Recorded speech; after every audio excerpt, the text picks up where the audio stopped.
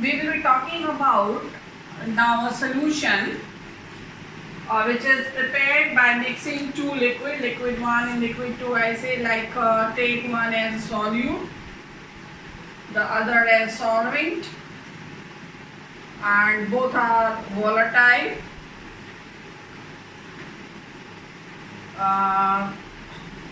This is volatile and this is also volatile, always keep in mind. And this I will be taking as component 1 or component, since it is solute, so B, and this is component A. Component and all that I have explained already. So when we have two components, this is all I explained in my first class which I have given to you. So when only two components are there, then solution is called binary solution. As I have mentioned, and you must have seen in your syllabus also, that only binary solutions are in your course. So I will be talking about this binary solution. So when two liquids are completely miscible, here binary solution we have obtained when two liquids are completely miscible. So completely miscible liquid when we obtained this will be when two components will be mixing together, and when they will be mixing together, they can be mixing in any ratio. In any ratio you can mix the two components. Second, the solution will always be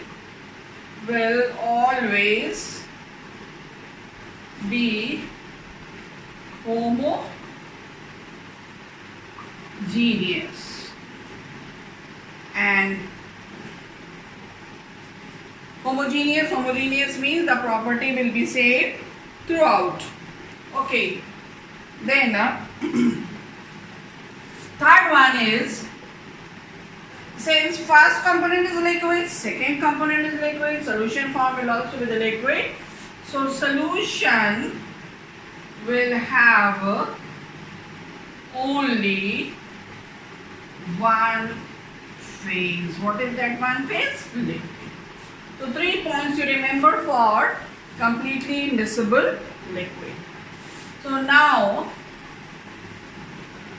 I'll teach you the type of this binary solution which is miscible completely. So binary solution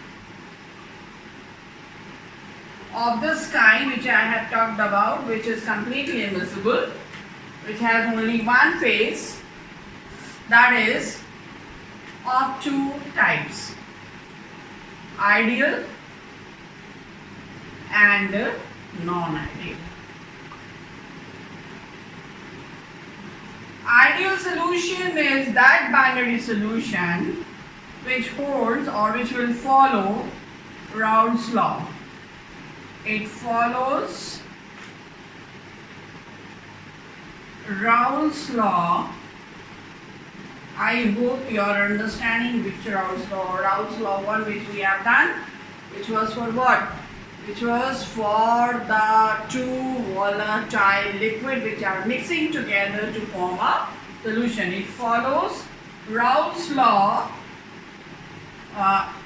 at all concentration and all temperature. Here it means solution and its components. Very important. Ideal solution, ideal binary solution is that when solution and its component, that is solute and solvent, which are dissolved in it, which are present in it, both volatile liquids, both component and the solution will follow Raoult's law at all concentration and at all temperature, and opposite to this will be non-ideal solution. Now, why it is so? The reason. The reason for a solution to be ideal, or the condition under which a solution can be ideal. Condition for an ideal solution, or I should say reason. The main reason is its nature.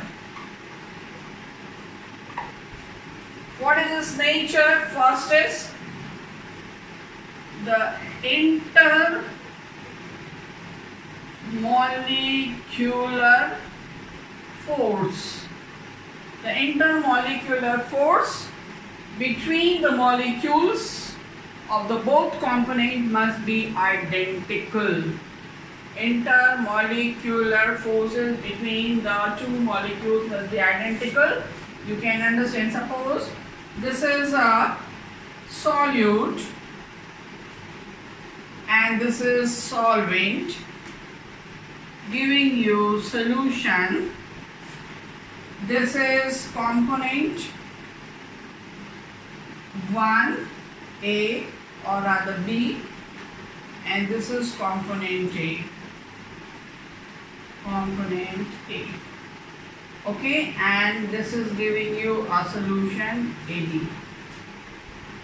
So if you will understand this, the meaning of intermolecular force must be same.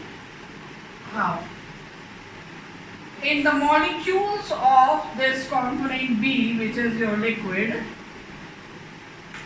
what it will be if it is A and A? This is one molecule. Combining with B and B, another molecule. This binding force suppose is A, and this binding force is suppose B. Okay, that is that A is equal to B. Understand that way? Or else what? This is A molecule, one A molecule, this is another A molecule. One A molecule, or A2 I write, and this is another A2. This is the gap. This is A. Okay, are you understanding? Oh, here atomic form I have taken. So the gap between the two molecules, this is here. The gap between the two molecules. The gap between the two molecules. So A is equal to B. If intermolecular forces are exactly same, then AB, which is formed, A and B, which is formed, which is your solution. Here I write solute. Sorry, this is solvent. Solvent, this is solute, and this is solution. And say this is here C. So if A is equal to B is equal to C, then what it is there? Intermolecular force of the component A, that is solvent, intermolecular force in this, and intermolecular force between this is exactly the same. It is same, then that is one of the conditions that the solution formed will be ideal. The second, I hope you have understood. The second condition is the structure. Structure means many things. Bond angle, hybridization if any present, or ionic or polar, if it is polar or non-polar, that are also various things. That is your structure. So more we can say polarity. Here you can take its orientation, how the atoms are arranged in the space, and polarity, whether it is polar or it is non-polar. So on these 3 points will depend upon the nature of what? The nature of the ideal solution. If intermolecular forces are same, solution will be ideal. If the structure of both are same, solution will be ideal. If polarity of both are same, the solution will be ideal. And opposite, if this is not same, this is not same, this is not same of the both, the solution will be non-ideal. So these were the reason. These were the reason on which this we could classify, or we could know which solution is ideal and which is non-ideal. So now we will differentiate ideal solution from non-ideal solution under three conditions. Number one, they follow a solution and its components follow Raoult's law. What are the two components? A and B. And what is the Raoult law? Partial pressure of a liquid, if the component A I am talking about, is equal to vapor pressure, partial vapor pressure of component A is equal to vapor pressure of the pure component multiplied with its mole fraction. We have done this in our previous class when we were doing Raoult's law. And for the component 2, which is also a liquid, we will have P naught B into XB. And if the solution is non-ideal, solution and its component will not follow the Raoult's law. Raoult's law.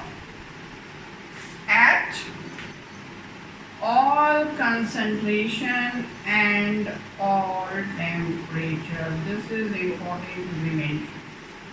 Means PA, partial pressure of the component A is not equal to the product of the vapor pressure of the pure component and its mole fraction.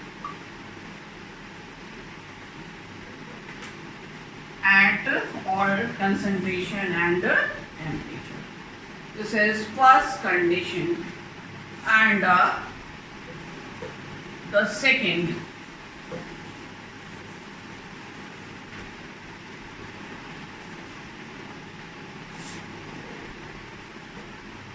delta V mixing. What is this? Change in volume on mixing the two components is equal to 0. And what is here? Change in mixing is not equal to 0.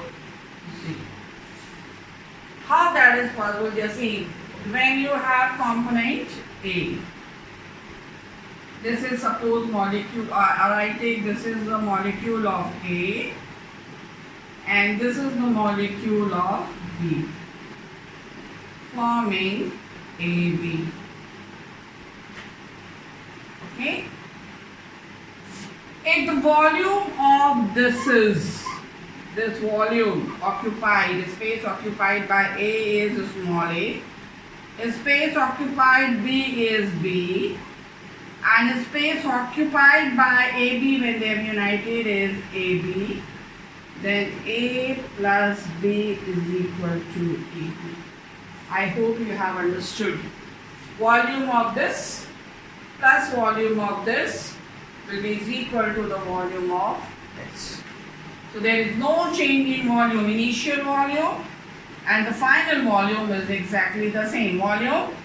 When you have taken suppose 10 liters of this, 10 liters of this, so this will be what? 20 liters. Okay. So additive in nature. It follows, ideal solution follow the law of additivity. Okay, so that is, but in this case it is not be there. If you take A component 5 ml and B component you take suppose 5 ml, this is, but here you are getting AB not 10 ml, you are getting suppose 10.5 ml. It should be 10, more than or less than that, so not so much. So it is that. Now third point. What is the third point?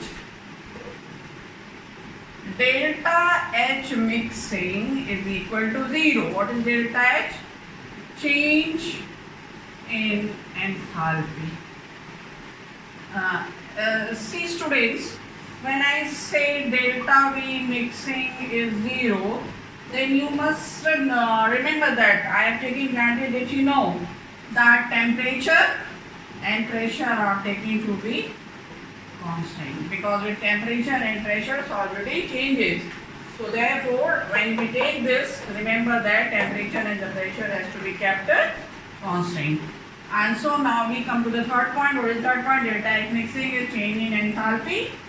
That is, heat is neither given out nor evolved.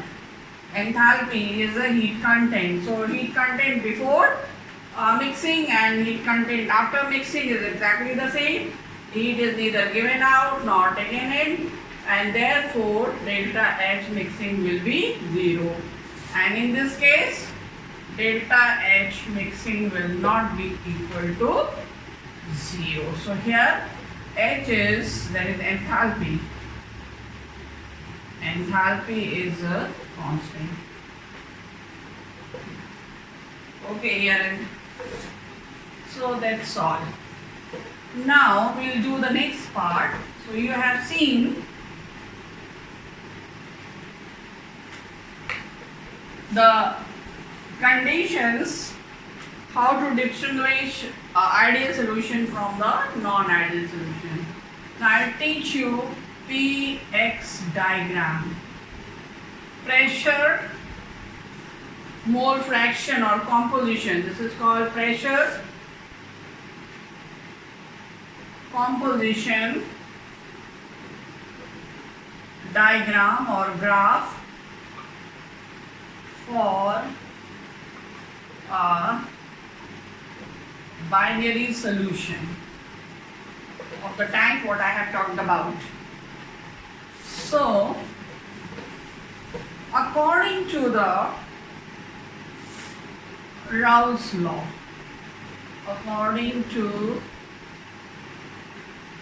Raoult's law for a binary solution, what do we have? PA is equal to P naught A into XA, that is the equation 1. PB is equal to P naught B into XB, that is the equation 2.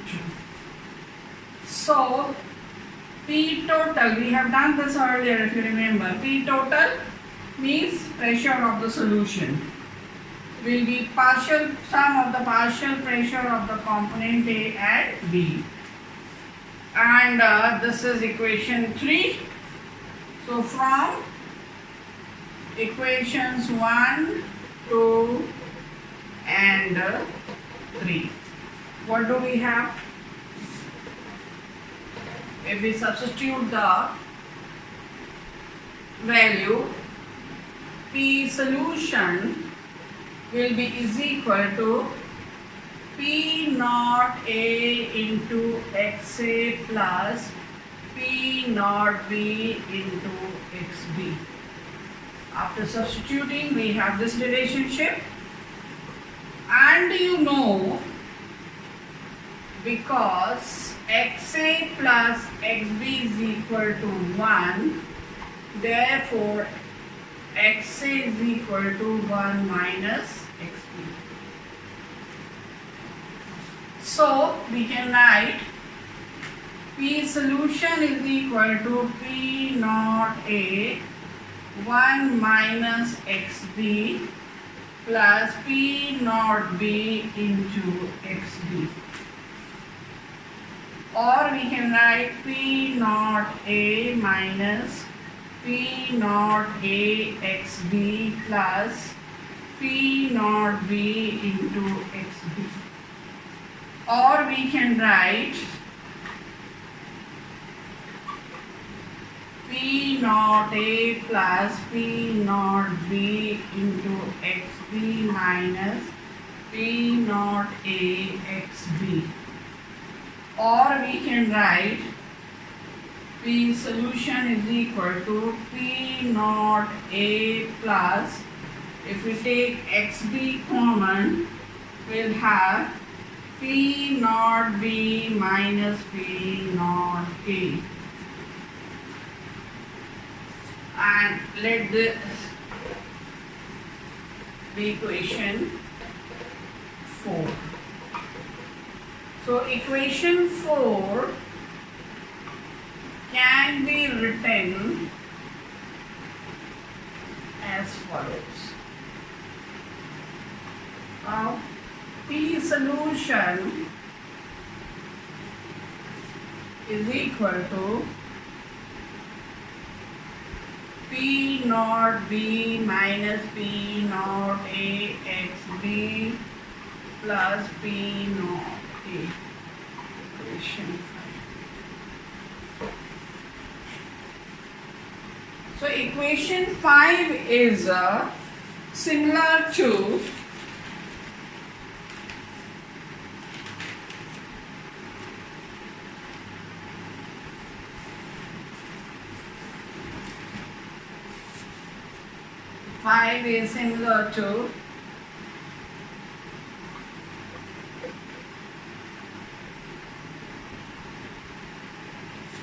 y is equal to mx plus c. Therefore, equation 5 represents a straight line. What does it mean? Pressure of the solution, total pressure of the solution will be a straight line if you plot a graph, what versus what? Mole fraction versus vapor pressure, and that's what we are going to do now. Let temperature be constant, and this is pressure. Pressure, and here is composition. Composition can be mole fraction or percentage composition.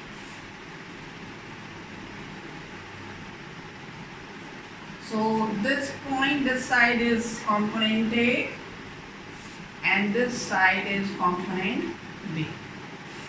So this point, mole fraction of A is unity. Here the pure solvent. XA1 means only pure solvent is at that point. And here XB, that is pure solvent B. So at this point XB is 0. And at this point XA is 0. Percentage wise, if we go, we will have 100% A but 0% B, and this side we will have 100% B but 0% A. So remember that. Okay, and this is. So the two component A and B, when they are mixed, their temperature is constant, and so their vapor pressures are not same. So one is having lower vapor pressure than the other. So this point is for P naught A, and this point is for P naught B. Vapor pressure, pure component A is there, vapor pressure of the pure component A, vapor pressure of the pure component B. So if you are mixing component B to component A, if you start from here, you are increasing amount of B. So we are moving this side, means mole fraction of B is increasing and mole fraction of A is decreasing. So if it is ideal solution, this line is found to be straight.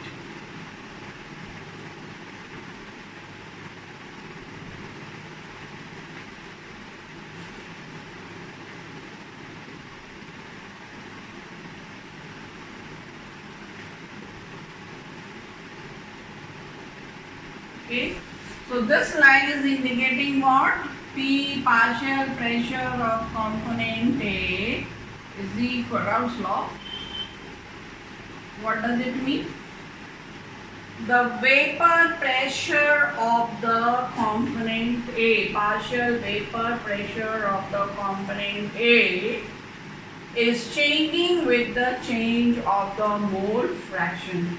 At different mole fraction of this, we have got, so here if we are here, what is their amount of XA, the mole fraction of A has a little decreased, it is not 1, less, but still XA is more than XB. So as we are coming to this side, mole fraction of A is decreasing, so vapor pressure of component A is also decreasing. So this line you can take as QR. So what this QR is representing, at the last we will be writing, or just I dictate to you, you write down, line QR is indicating what? What is written here? QR is indicating partial pressure of the component. You will have to write when you draw this graph, this statement. No other things are required, only this. Line QR is a straight line, indicates partial pressure of the component A, okay, at different mole fraction. That is. And if we talk about this, the vapor pressure of component B was so much, and when we are increasing amount of A in it, so pressure of the component B will decrease with the increase of the mole fraction of component A. So we will obtain another straight line.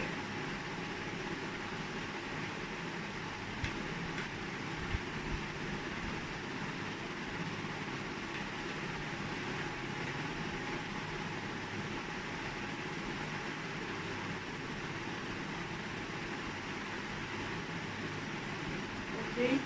So this straight line is partial pressure of B is equal to product of these two. So say this line is, this is S and T.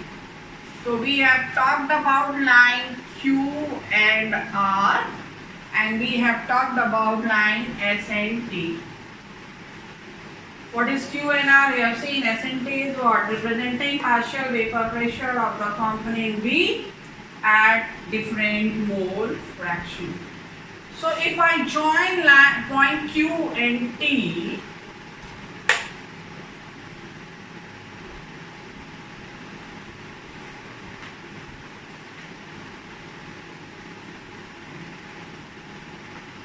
this is your P total or P solution. Will be sum of PA plus PB. So line QT is representing what? It is representing total vapor pressure of the solution, which will be sum of partial pressure of component A and partial vapor pressure of component B. So if you study this line QT, you pick up any point. Take suppose here this point. This point is in between these two. What these 2 points? This point is vapor pressure of the pure component A, this point is vapor pressure of the pure component B. So what conclusion we can draw from the line QT, which we have got straight line, that for ideal solution, the vapor pressure of the solution will always be having a value which will be in between the pure vapor pressure value of component A and B. The value of this will be in between the value of P naught A and P naught B, somewhere here in this. And so this is about this graph. Now one more graph you have to do, which is not given in your book, but you must have idea of doing it. So keeping this graph in your mind, see that graph also.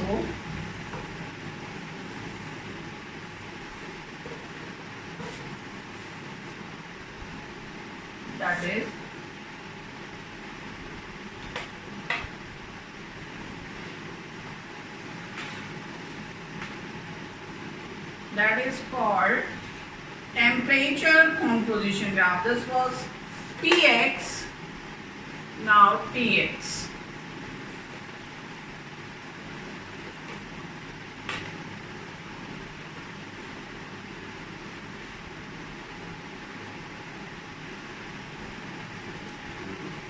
So pressure constant now. In the previous it was temperature constant, now pressure constant. So this is now temperature. This is now temperature. Only you should know the shape, and that for the same case I will be taking. So here composition. Here A, here B. If I take mole fraction, XA is 1, here XB is 1, and XB is 0, XA is 0 here. So in the case we took that component A was having higher, or P naught A is less than. It was less than P naught B. This condition we have taken in the previous graph.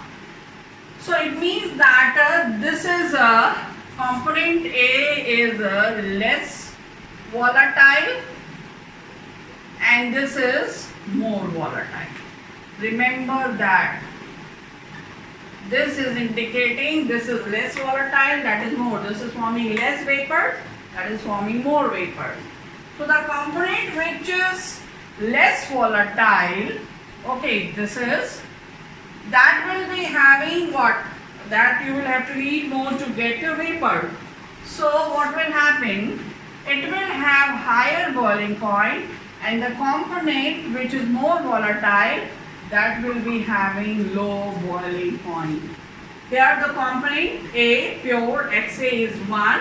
So this temperature is indicating boiling point of the component A. And here this point is indicating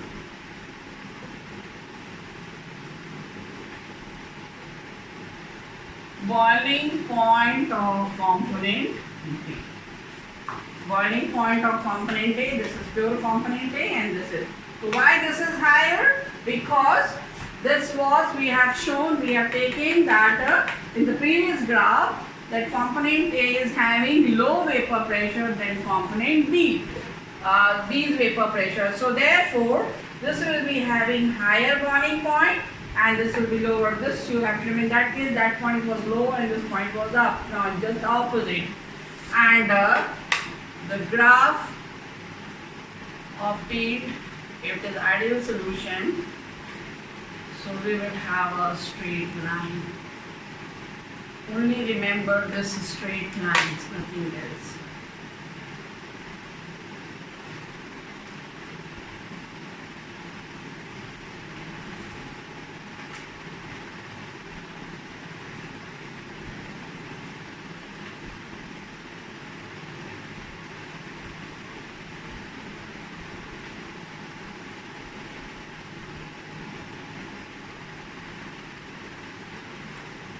Straight line.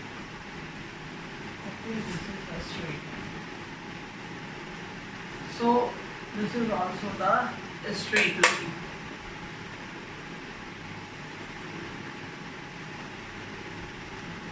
So what do you see here?